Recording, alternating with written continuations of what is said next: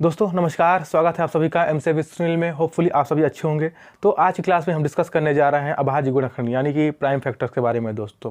तो दोस्तों जो प्राइम फैक्टर है यानी अभाज्य गुणनखंड है वो नंबर सिस्टम का ही एक पार्ट है जिसे आज हम पढ़ेंगे। तो चलिए बिना किसी देरी के शुरुआत करते हैं।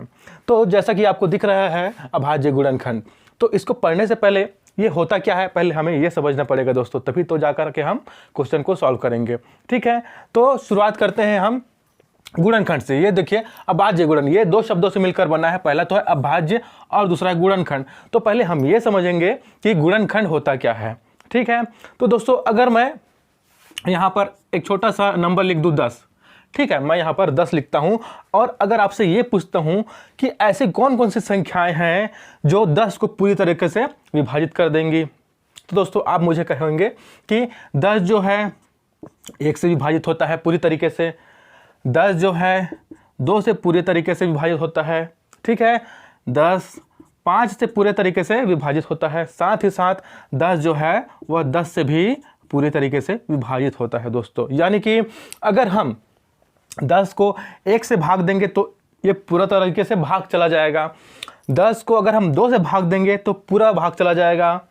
10 को अगर हम 5 से भाग देंगे तो पूरा भाग चला जाएगा। साथ ही साथ अगर हम 10 को 10 से भाग देंगे तो उसमें भी पूरा भाग चला जाएगा, कोई भी शेषफल नहीं बचेगा दोस्तों। ठीक है, तो जब कोई संख्या किन्हीं संख्याओं से पूरी तरीके से विभाजित होती है दोस्तों, तो वो जो संख्याएं हैं उस संख्या का गुणनखंड होती है।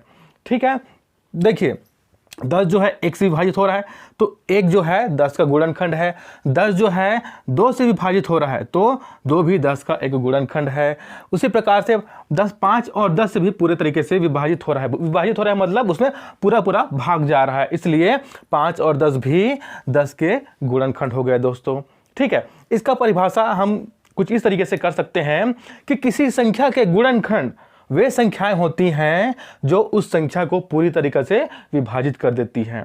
ठीक है, इसको नोट डाउन कर लीजिए दोस्तों कि किसी संख्या का गुणनखंड वे संख्याएं होती है जो उस संख्या को पूरी तरीके से विभाजित कर देती हैं। तो देखिए अगर हम देखें 1 2 5 और 10, ये चारों संख्याएं 10 को पूरी तरीके से विभाजित कर दे रही हैं दोस्तों। ठीक है, विभाजित कर देना इसका तात्पर्य होता है पूरा पूरा भाग चला जाना, कोई भी शेषफल न बचना। ठीक है, तो चूंकि इन चारों नंबर से 10 पूरी तरीके से विभाजित हो जा रहा है, इसलिए ये जो संख्या है दोस्तों ये 10 के गुणनखंड हैं। ठीक है, अगर मैं एक नंबर ले लूं यहाँ पर 40 ले लूं, देखिए 40 ले लेता हूं। अब मैं आपसे कहता हूं कि इसके गुणनखंड कौन कौन से होंगे, यानी कि कौन कौन सी संख्याएं हैं जो 40 को पूरी तरीके से विभाजित कर देगी, कोई भी शेषफल नहीं देगी। तो आप कहोगे सबसे पहले 1 बोलोगे, ठीक, उसको बाद बोलोगे 2 भी है दोस्तों। 2 से भी अगर हम 40 को भाग देंगे तो पूरा पूरा भाग चला जाएगा, कोई भी शेषफल नहीं बचेगा। उसके बाद 5 आ जाएगा। ठीक है, उसके बाद 8 भी आ जाएगा दोस्तों, सॉरी 8 हो जाएगा, यहाँ पर 8 भी आ जाएगा। ठीक है, उसके बाद 10 भी हो जाएगा, है ना, 10 भी है। 10 से भी 40 को अगर भाग देंगे तो पूरा पूरा भाग चला जाएगा। इसी प्रकार अगर 20 कहें तो 20 से भी चला जाएगा और साथ ही साथ 40 से भी जो 40 है वो पूरा पूरा भाग चला जाएगा दोस्तों। इस प्रकार से हम देखते हैं कि 40 के गुणनखंड कौन कौन से हैं। तो ये है 1 2 5 8 10, ये 10 है। ठीक है, 10 20 और 40, इन सभी संख्याओं से अगर हम 40 को भाग देंगे तो पूरा पूरा भाग चला जाएगा। 40 जो है पूरा पूरा कट जाएगा, कोई भी शेषफल नहीं बचेगा। इसीलिए ये जो नंबर्स हैं दोस्तों वो 40 के गुणनखंड हैं। ठीक है दोस्तों, अभी हमने समझा कि गुणनखंड क्या होता है। अब चलिए समझते हैं कि अभाज्य संख्या क्या होता है। तो दोस्तों अगर मैं एक नंबर लिख दूं यहाँ पर 5, ठीक है, अगर मैं ये नंबर लिख दूं 5 और आपसे कहूं कि ऐसी कौन कौन सी संख्याएं हैं जो 5 को पूरी तरीके से विभाजित कर देंगी, तो आप कहोगे दोस्तों कि 5 को 1 विभाजित करता है पूरी तरीके से और 5 पूरी तरीके से विभाजित करता है। ठीक है, अगर मैं एक नंबर ले दूं 7 और आपसे पूछूं कि ऐसी कौन कौन सी संख्याएं हैं जो 7 को पूरी तरीके से विभाजित कर देती हैं, या फिर ये भी पूछ सकता हूं कि 7 के गुणनखंड कौन कौन से हैं, है ना, दोनों का मतलब एक ही है क्योंकि गुणनखंड भी जो नंबर को पूरी तरीके से विभाजित कर देता है ना। तो इसके गुणनखंड आप क्या कहोगे, 1 है और 7 है। अगर मैं आपको बोलूं कि 13 एक नंबर है, इसके गुणनखंड कौन कौन से हैं, तो आप कहोगे कि इसके गुणनखंड है 1 और 13। ठीक है, बिल्कुल सही है दोस्तों ये तो। अब देखिए इन तीनों नंबर्स में आपको कुछ कॉमन दिख रहा होगा। कॉमन क्या है दोस्तों कि इन तीनों ही नंबर्स में जो फैक्टर्स है, जो गुणनखंड है, वो केवल 2 नंबर्स है। देखिए 5 के भी 2 हैं, 13 के भी 2 फैक्टर्स हैं और 7 के भी 2 फैक्टर्स हैं दोस्तों, है ना। तो अभाज्य संख्याएं हैं, ये एक्चुअल में अभाज्य संख्याएं हैं दोस्तों। तो अभाज्य संख्याएं क्या होती हैं, तो अभाज्य संख्याएं वे संख्याएं होती हैं जिनके केवल 2 फैक्टर्स होते हैं। अब वो फैक्टर्स कौन कौन से हैं दोस्तों, तो वो फैक्टर्स होते हैं, पहला तो 1 होता है और दूसरा वो खुद होता है दोस्तों। पहला तो 1 होता है और दूसरा वो खुद नंबर होता है जिसके बारे में हम बात कर रहे हैं। अगर मैं आपसे कहूं कि 23 एक प्राइम नंबर है, यानी कि अभाज्य संख्या है, तो इसके फैक्टर्स कौन कौन से हो गए, तो आप मुझे तुरंत बता दोगे कि पहला तो 1 होगा और दूसरा खुद 23 होगा, क्योंकि ये एक अभाज्य संख्या है, एक प्राइम नंबर है। तो दोस्तों प्राइम नंबर यानी कि अभाज्य संख्या वह संख्या होती है जो केवल 1 से, देखिए केवल 1 से और दूसरा खुद से, यानी देखिए अगर 23 है तो 23 से यानी खुद से और केवल 1 से ही विभाजित होता है। तो ऐसी संख्या को हम क्या कहते हैं, ऐसी संख्या को हम प्राइम नंबर या अभाज्य संख्या कहते हैं दोस्तों। ठीक है, जैसे एक नंबर और ले देता हूं मैं 29। ठीक है 29। अब देखिए अगर मैं आपसे बोलूं कि इसके फैक्टर्स कौन कौन से होंगे, तो आप जानते हैं कि ये एक प्राइम नंबर है। ठीक है, आप जानते हैं ये प्राइम नंबर है, तो इसको फैक्टर्स हो जाएंगे, पहला तो 1 हो जाएगा और दूसरा क्या हो जाएगा, खुद 29 ही हो जाएगा। यानी कि अगर कोई अभाज्य संख्या है उसके केवल 2 ही फैक्टर हो सकते हैं, एक तो 1 होता है और दूसरा होता है वो नंबर जो है वो खुद होता है। ठीक है, तो इस तरीके से दोस्तों अभाज्य संख्या को हम किस तरीके से परिभाषित कर सकते हैं, तो हम कह सकते हैं कि अभाज्य संख्या एक ऐसी संख्या होती है जिसके केवल 2 फैक्टर्स यानी केवल 2 गुणनखंड होते हैं। ठीक है, 2 गुणनखंड कौन कौन से हैं, पहला तो 1 होता है और दूसरा होता है वह संख्या खुद जिसके बारे में हम बात कर रहे हैं दोस्तों। ठीक है दोस्तों, देखिए हमारे सामने है 1 से 100 तक के बीच के अभाज्य संख्या है। ये टोटल नंबर में होते हैं दोस्तों 25, अर्थात 1 से लेकर अगर 100 तक के बीच की हम बात करें तो टोटल 25 प्राइम नंबर यानी कि 25 अभाज्य संख्याएं होती हैं। ये होते हैं देखिए 2, 3, 5, 7, 11, 13, 17, 19, 23, 29, 31, 37, 41, 43, 47, 53, 59, 61, 67, 71, 73, 79, 83, 89 और 97 दोस्तों। ये है टोटल 25 संख्या में। ठीक है, आप इनमें से किसी भी एक नंबर को उठा लीजिए, मान लीजिए मैं 59 को लेता हूं अगर, तो अब इसके फैक्टर्स निकाल के देखिए। तो दोस्तों इसके फैक्टर्स केवल 2 ही होंगे, पहला तो होगा 1 और दूसरा होगा खुद ये 59। इन दोनों के अलावा और आपको कोई भी संख्या नहीं मिलेगी दोस्तों जो 59 को पूरी तरीके से विभाजित कर दे, यानी कि उस संख्या का 59 में पूरा पूरा भाग चला जाए दोस्तों। ऐसी कोई भी संख्या नहीं होगी इन दोनों के अलावा दोस्तों। ठीक है, तो ये है 1 से लेकर के 100 तक के जो नंबर्स होते हैं उनके बीच के अभाज्य संख्याएं दोस्तों। तो इसका आप लोग एक बार स्क्रीनशॉट ले लीजिए या फिर वीडियोस को पॉज करके इसको नोट डाउन भी कर सकते हैं दोस्तों जब हम अभाज्य गुणनखंड पढ़ते हैं तो हमें मुख्य रूप से 3 तरह के प्रश्न पूछे जाते हैं दोस्तों। देखिए यहाँ पर लिखा है, तो पहला है अभाज्य गुणनखंड। आपको प्रश्न दे दिया जाता है कि अभाज्य गुणनखंड ज्ञात कीजिए। दूसरा प्रकार हो सकता है कि कुल गुणनखंड, कोई नंबर दे दिया जाएगा आपको और पूछा जाएगा कि इसके कुल कितने गुणनखंड हैं। और तीसरा प्रश्न पूछा जाता है दोस्तों कि गुणनखंडों का योगफल, कोई नंबर दे दिया जाता है और उसके गुणनखंडों का योगफल कितना है वो हमसे पूछा जाता है। तो चलिए हम इन प्रश्नों को कैसे सॉल्व किया जाता है वो सीखेंगे दोस्तों। हम एक नंबर ले लेते हैं दोस्तों, जैसा कि हम मान लेते हैं 60 एक नंबर है। ठीक है, हम 60 का पहले तो अभाज्य गुणनखंड निकालना सीखेंगे, फिर कुल गुणनखंड निकालना सीखेंगे, उसके बाद गुणनखंडों का योगफल निकालना सीखेंगे दोस्तों। ठीक है, तो चलिए शुरुआत करते हैं। तो देखिए हमें 60 का गुणनखंड निकालना है। सबसे पहले तो हम इसको 2 तरीकों से निकाल सकते हैं दोस्तों। पहला तो होता है भाग विधि और दूसरा होता है गुणनखंड विधि। तो हम इसे भाग विधि से इसके गुणनखंड निकालेंगे दोस्तों। ठीक है, तो चलिए भाग विधि से हम इसके फैक्टर्स निकालते हैं। तो देखिए यहाँ पर हम 60 लिख देते हैं। अब सबसे पहले हम इसको 2 से भाग दे करके देखेंगे दोस्तों। क्योंकि हम कोशिश करते हैं कि जितना छोटा से छोटा नंबर हो, हम जो नंबर्स है उसको उससे भाग दें। तो हम 2 से इसको भाग देते हैं दोस्तों। तो क्या हो जाएगा, 2 से 30 बार में चला जाएगा। ठीक है, अब देखिए 30 आ गया, तो ये 2 से भाग चला जाएगा फिर से, तो कितने बार में जाएगा, 15 बार में जाएगा। ठीक है, अब देखिए यहाँ पर 15 आ गया, तो 15 तो 2 से भाग नहीं जाएगा, ये किससे जाएगा, ये 3 से जाएगा। कितने बार में जाएगा, 5 बार में जाएगा। अब देखिए यहाँ पर 5 आ गया, तो 5 ना तो 2 से जाएगा ना तो 3 से जाएगा, अब ये किससे जाएगा, 5 से जाएगा दोस्तों। तो कितने बार में गया, 1 बार में गया दोस्तों। ठीक है, तो देखिए 60 के गुणनखंड कौन कौन से आ गए, देखिए तो 60 के गुणनखंड आ गए दोस्तों। देखिए 2 कितने बार है, 2 बार है दोस्तों। ठीक है, 1 और 2 बार है, इसलिए 2 की घात 2। ठीक है, गुणा कर दीजिए। 3 कितने बार है, तो 3 1 बार है, तो 3 का घात 1 कर दीजिए, गुणा कर दीजिए। और 5 कितने बार है दोस्तों, तो 5 भी 1 बार है, तो 5 की घात 1 कर दीजिए।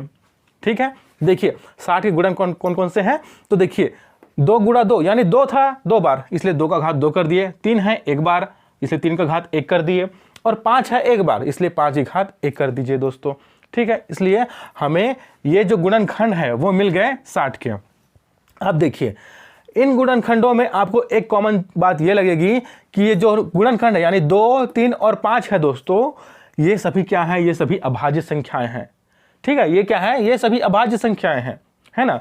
अगर यहां पर कोई भाज्य संख्या आ जाती दोस्तों, तो उसे हम क्या करते, अभाज्य संख्या में बदल देते। ठीक है, पर चूंकि यहां पर ये तीनों ही नंबर जो है अभाज्य संख्याएं हैं, इसलिए हम इन्हें बदलने की जरूरत नहीं है, ये जैसा है वैसे ही रहने दीजिए। ठीक है, अब चलिए हमारा पहला प्रश्न था कि अभाज्य गुणनखंड क्या होंगे, वो निकालना है। तो दोस्तों अभाज्य गुणनखंड, पहला अभाज्य गुणनखंड है ना। अभाज्य गुणनखंड निकालने के लिए दोस्तों हमें ज्यादा कुछ करने की जरूरत नहीं है, बस जो गुणनखंड आए हैं इनके घात जो हैं उन्हीं को जोड़ दीजिए, यानी घातों का योगफल, घातों को जोड़ना है, घातों को जोड़ना है। किनके घातों को जोड़ना है, जो गुणनखंड आए हैं उनके घातों को जोड़ना है दोस्तों। तो देखिए 2 की घात कितना है, 2 की घात 2 है, प्लस कर दीजिए। 3 का घात कितना है, तो 3 का घात 1 है, प्लस कर दीजिए। 5 की घात कितना है, तो 5 की घात 1 है दोस्तों, तो जोड़ दीजिए। देखिए 2 + 1 + 1 यानी कि टोटल कितना हो गया, 4 हमें मिल गया दोस्तों अभाज्य गुणनखंड। ठीक है, गुणनखंड तो हैं बट कैसे हैं, पूरे अभाज्य हैं। ठीक है, अब देखिए हमने इसको किस तरीके से निकाला, केवल जो पावर्स है उनको जोड़ दिया दोस्तों। ठीक है, तो अभाज्य गुणनखंड निकालने के लिए हमेशा आपको जो घात के हैं उन्हीं को जोड़ देना है दोस्तों। ठीक है, अब देखिए दूसरा पूछा गया है कुल गुणनखंड। कुल गुणनखंड, तो कुल गुणनखंड, तो इसको निकालने के लिए दोस्तों हमें ज़्यादा कुछ करने की ज़रूरत नहीं है। बस देखिए जो घात है ना उसमें हमको 1 जोड़ना है और उनका गुणा कर देना है दोस्तों। ठीक है, घात में 1 जोड़कर गुणा कर देना है। कैसे करेंगे, देखिए यहां पर घात 2 है तो 2 में 1 जोड़ दीजिए, 1 जोड़ दीजिए और गुणा कर दीजिए। ठीक, देखिए 3 का घात 1 है तो 1 में देखिए घात 1 है, इसमें 1 जोड़ दीजिए और गुणा कर दीजिए। ठीक, 5 की घात कितना है, 5 की घात 1 है तो 1 है घात, उसमें 1 और जोड़ दीजिए और ये गुणा में है। ठीक है दोस्तों, अब देखिए 2 और 1 कितना हो जाएगा, 3 हो जाएगा, गुणा 1 और 1 कितना हो जाएगा, 2 हो जाएगा, गुणा और 1 और 1 2 हो जाएगा। ठीक है, अब इनका गुणा कर दीजिए, तो 3 दूनी 6, 6 दूने 12, यानी कुल गुणनखंड कितने निकल गए दोस्तों इसके, यानी कि 60 के कुल गुणनखंड होंगे 12। जैसे 60 के अभाज्य गुणनखंड कितने हैं, 4 हैं, ठीक उसी प्रकार से 60 के कुल गुणनखंड 12 है दोस्तों। कुल गुणनखंड यानी कि उसमें भाज्य संख्या भी शामिल होगा और अभाज्य संख्या भी शामिल होगा, लेकिन अगर हम केवल अभाज्य गुणनखंड की बात करेंगे दोस्तों इसमें तो केवल अभाज्य संख्या ही शामिल होगा। ठीक है, और कुल गुणनखंड में भाज्य संख्या भी शामिल होता है और अभाज्य संख्या भी शामिल होता है। ठीक है, अब चलिए तीसरा पूछा गया है गुणनखंडों का योगफल। ठीक है, तो गुणनखंडों का योगफल निकाल लेते हैं दोस्तों हम। गुणनखंडों का योगफल, तो इसके लिए देखिए यहाँ पर देखिए घात दिया है दोस्तों, 2 की घात 2 गुणा 3 की घात 1 गुणा 5 की घात 1।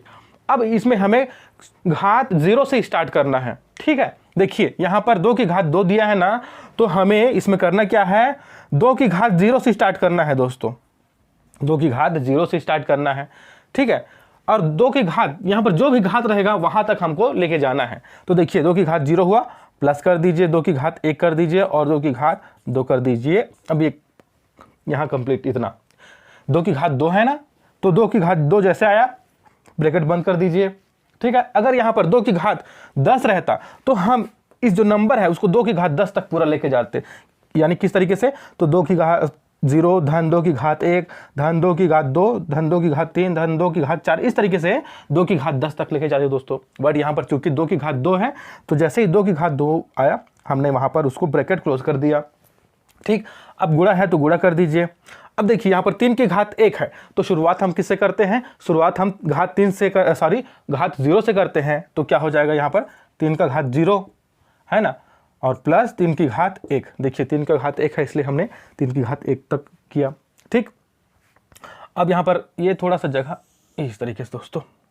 अब देखिए यहाँ पर 5 की घात 1 है, तो शुरुआत हम किससे करते हैं, शुरुआत हम करते हैं 5 की घात 0 से, घात 0 से स्टार्ट कर रहे हैं। देखिए तीनों में मैंने घात 0 से ही स्टार्ट किया है और बढ़ते क्रम में उसको लेकर के गया हूँ दोस्तों। अब कहाँ तक करना है, 5 की घात 1 तक करना है, तो धन कर दीजिए 5 की घात 1, ठीक, ये हो गया। अब देखिए 2 की घात 0 है दोस्तों, तो किसी भी नंबर का अगर घात 0 है तो उसका मान 1 होता है, ठीक है।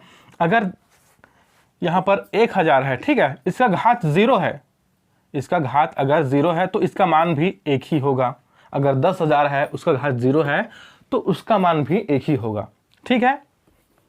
तो देखिए यहाँ पर 2 की घात 0 है। अच्छा, एक्सेप्शन यहाँ पर 1 होता है, अगर 0 का घात 0 है तो क्या इसका मान भी 1 होगा, तो इसका मान 1 नहीं होता है दोस्तों, इसका मान 1 नहीं होता है, क्योंकि इसका जो वैल्यू है अभी तक फाइंड आउट नहीं किया गया है। तो 0 एक एक्सेप्शन है, ठीक है, इसका घात अगर 0 है तो इसका मान क्या होगा ये अभी तक पता नहीं लगाया जा सका है, ठीक है। तो ये एक एक्सेप्शन है, एक अपवाद है, ठीक है। तो देखिए यहाँ पर 2 की घात 0 है, 2 की घात 0 मतलब 1 लिख दीजिए, 2 की घात 1 है मतलब 2 की घात 2 मतलब 4, ठीक है, यहाँ पर गुणा कर दीजिए। 3 का घात 0 मतलब 1, 3 का घात 1 मतलब 3। जितना घात होता है दोस्तों उतनी बार गुणा करते हैं, आप ये मान के चलिए, है ना।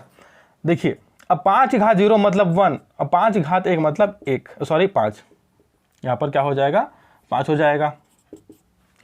अब देखिए 4 और 2 6 और 1 7, 7 गुणा 3 और 1 4 गुणा 5 और 1 6, 5 और 1 6। अब इनका गुणा कर लीजिए दोस्तों, तो 7 चौके 28, 28 गुणा 6, 6 8 48 कैरी आया 4, 6 दूनी 12 और 4 16, 168।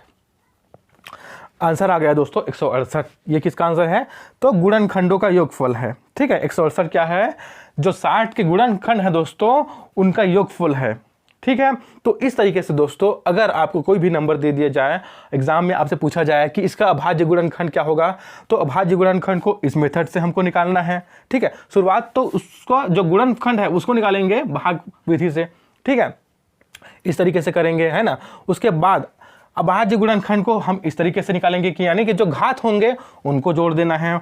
अगर हमसे पूछा जाता है कुल गुणनखंड, तो कुल गुणनखंड को इस तरीके से निकालना है, क्या करेंगे, घात जो भी आएगा उसमें 1 जोड़ करके उनका आपस में इस तरीके से गुणा कर देंगे दोस्तों, ठीक है। अगर आपसे पूछा जाए कि गुणनखंडों का योगफल क्या होगा, तो हम उसे कुछ इस तरीके से सॉल्व करके निकाल लेंगे दोस्तों, ठीक है।